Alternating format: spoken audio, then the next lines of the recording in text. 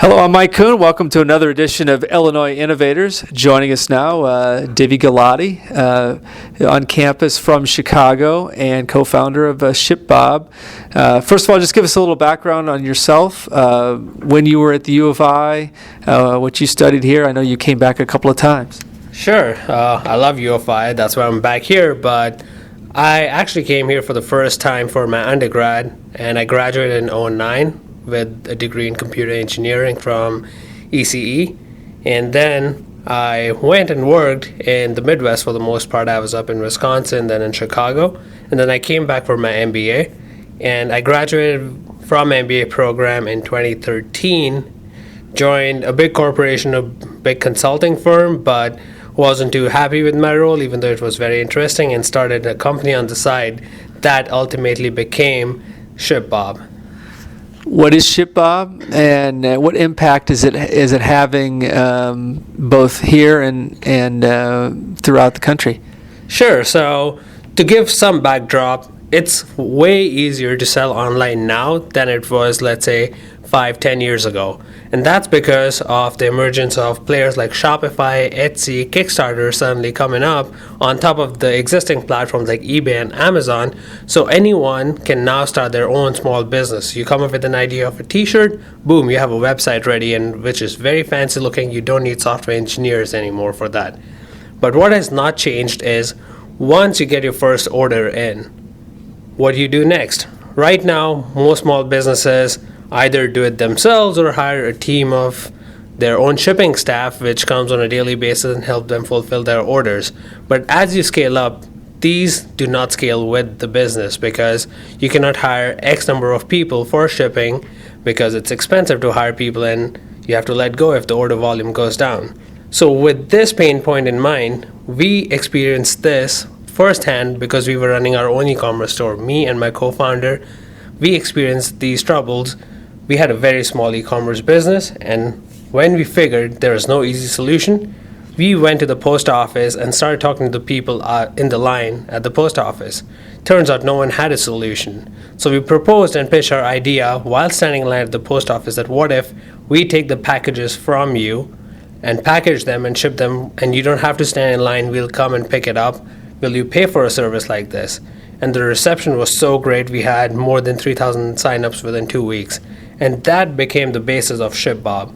We started with a pickup and packaging company where we started picking up items from these merchants, from their stores, from their garages, and we'll get them to our warehouse or apartment at that point, package them and ship them out. And we kept scaling this. We provided them with a platform where they could actually start selling more and could view all their orders in one place and communicate with the customers. It became the shipping platform, inventory management platform, and that became the core of ShipBob. So now what we do is we provide Amazon level logistics to small businesses. So we're not just picking packages anymore. We're guaranteeing Amazon Prime like service to all these small businesses so they can actually compete with Amazon to a certain extent while owning their own brand and own customer list. So who are your clients? Are they primarily in Chicago? Have you expanded? Where you stand right now? So we currently have locations in 3 different cities, Chicago, New York, and Los Angeles, but our clients are from the entire globe. We have clients obviously in Chicago, New York, and LA. Then we have clients in Texas. We have clients in Finland, from Pakistan, from India. Every entrepreneur who wants to sell and distribute in the US market can use our platform and start selling. And that's what we're empowering these small businesses with. They don't have to worry about logistics or shipping or what happens once I make the first sale. Their only focus is product development and sales, and we'll take care of the rest. So how do you get the packages if you don't actually go and pick them up? Great question. So for the foreign clients, or if you're not picking up, we have our warehouses in these 3 cities. We actually store the inventory of these clients. They ship us in bulk, and as soon as the order comes in, we pick from their inventory and ship it out for them.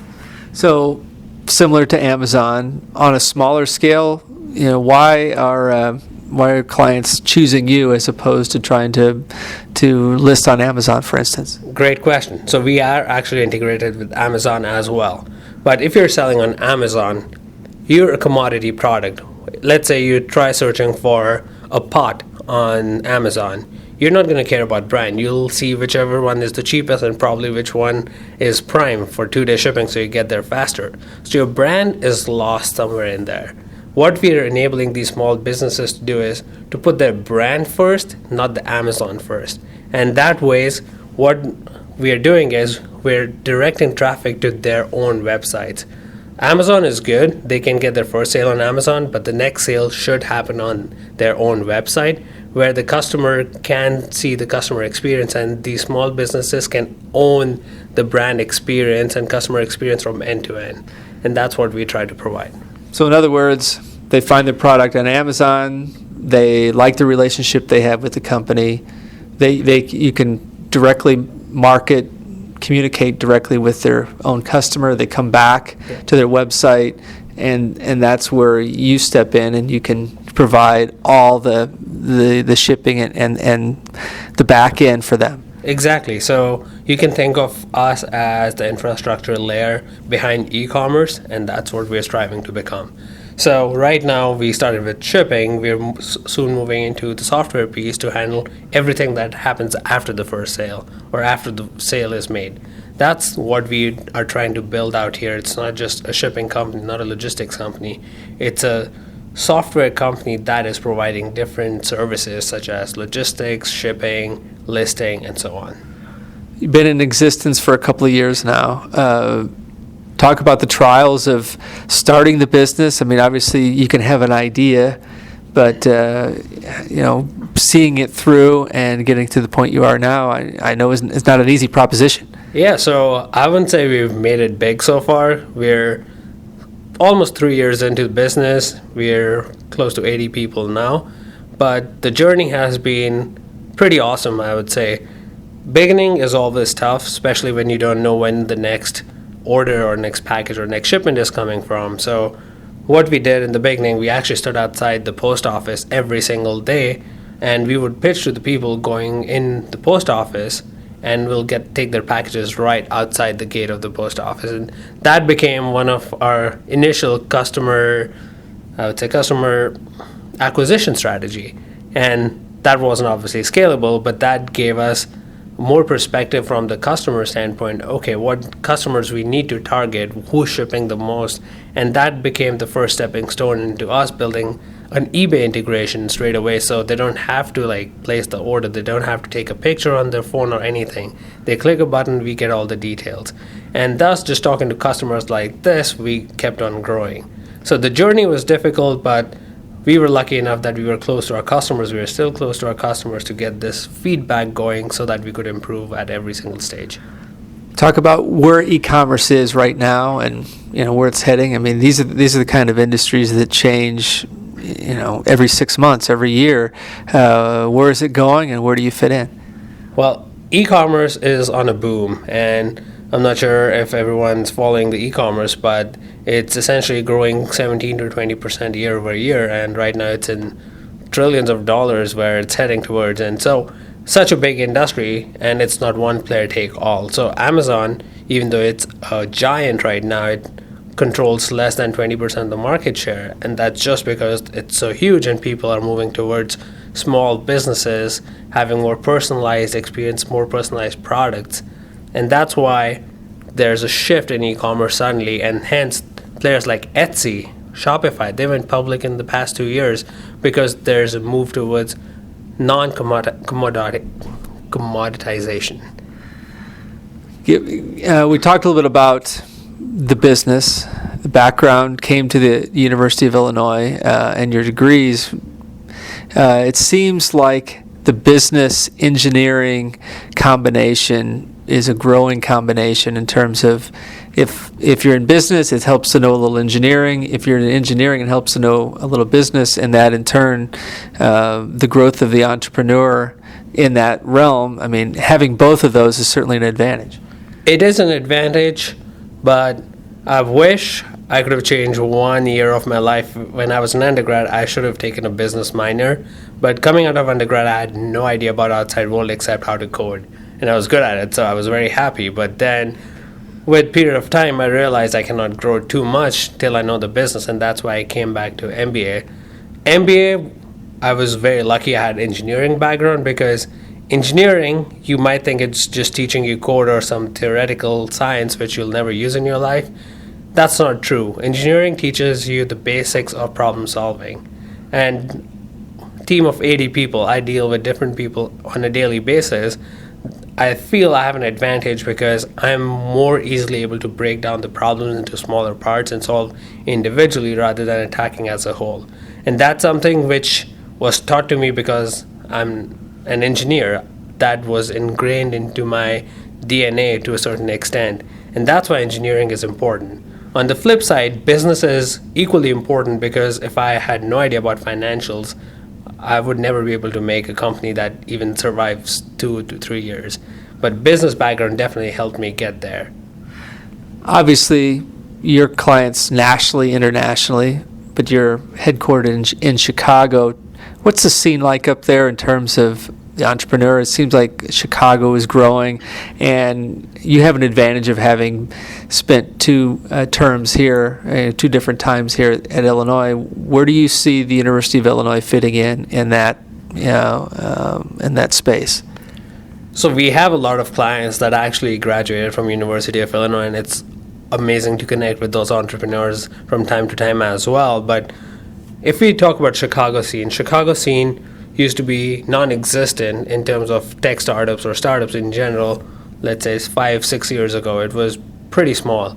It's a growing community. Thanks to Groupon and Grubhub, they put us on the map globally and nationally. And from there, a lot of VC firms started sprouting up in Chicago, and we're lucky to have backers out of Chicago VCs as well. But apart from that, people got some motivation,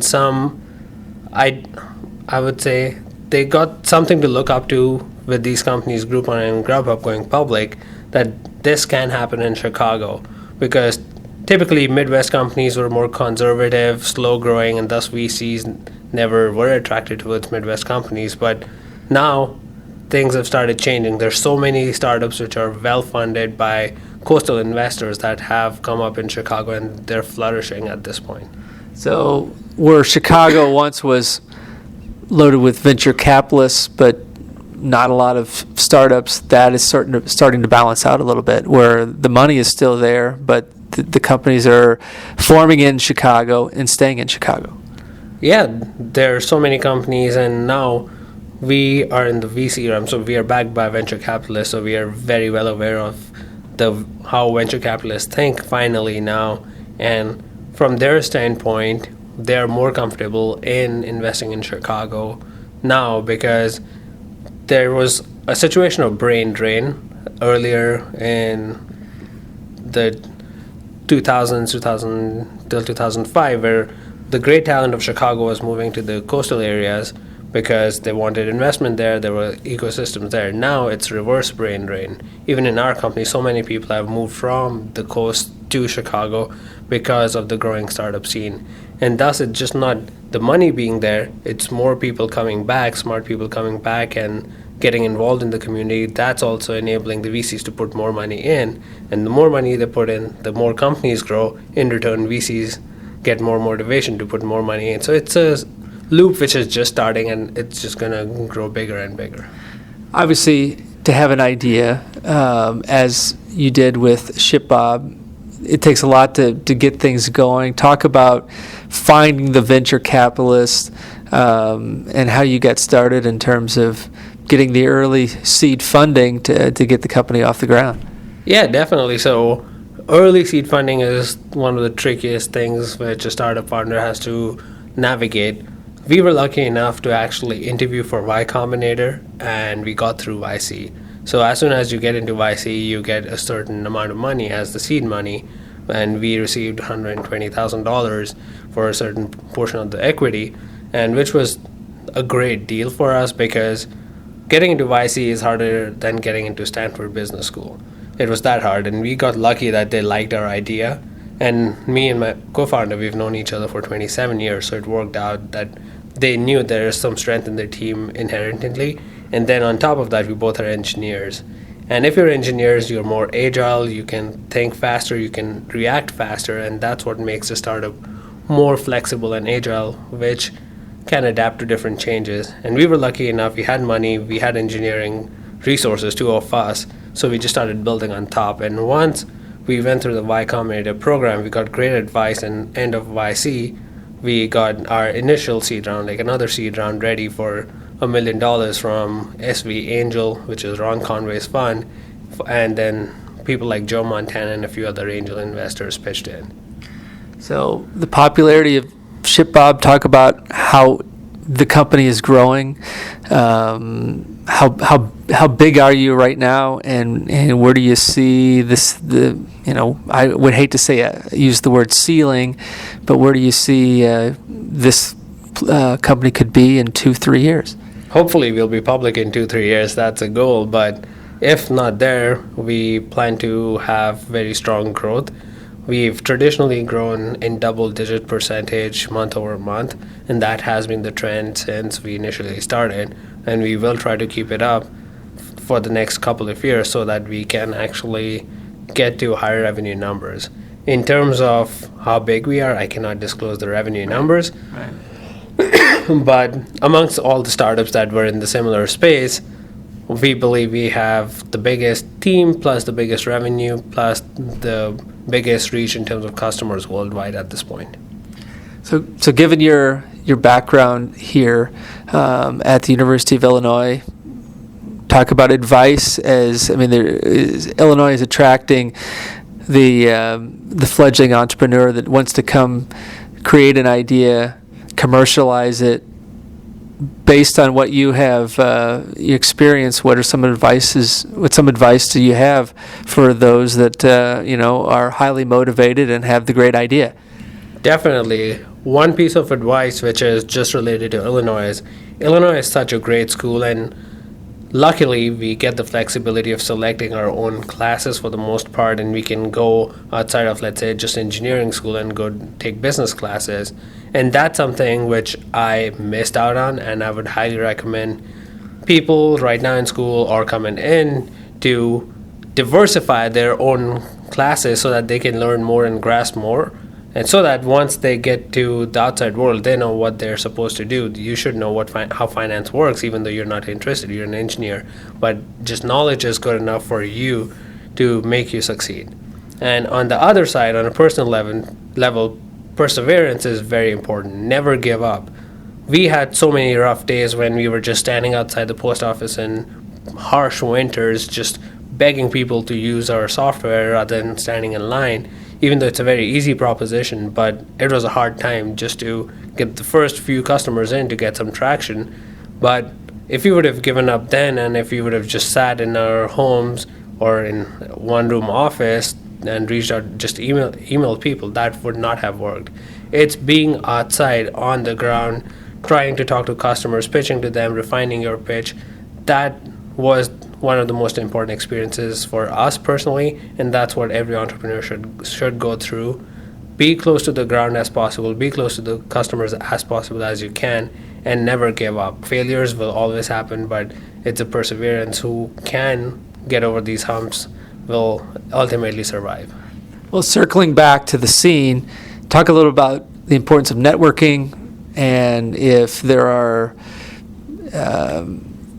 future entrepreneurs, whatever, that want to tap your brain. How do people get a hold of you? Are there networking opportunities in Chicago that you would suggest that they tap into? So there are a lot of networking events in Chicago. I would recommend plan your time and attend a few of them. Too many of them are not going to help you. They'll just distract you from your core idea. Attend a few so you can pick brains of a few people. 1871 every week has a happy hour or a networking event, which is pretty amazing because there's so many startups out there. Plus, there are certain networking events hosted by the VCs themselves. They could be very helpful as well. And for me, I'm available online for the most part, but I can also be reached out at my email, which is Divey, my first name, at ShipBob.com. And if people want to find out more about ShipBob, how do they do it? So yeah, forgot to spell ShipBob. It's ShipBob, and our website is ShipBob.com. All right, Divey Gulati, thank you very much for joining us, and we look forward to seeing where this idea goes in the next few years and following your career. Yeah, would be happy to be in touch, and if anyone out there has questions or any items to ship, feel free to give me a holler. All right, that was another edition of Illinois Innovators. I'm Mike Kuhn.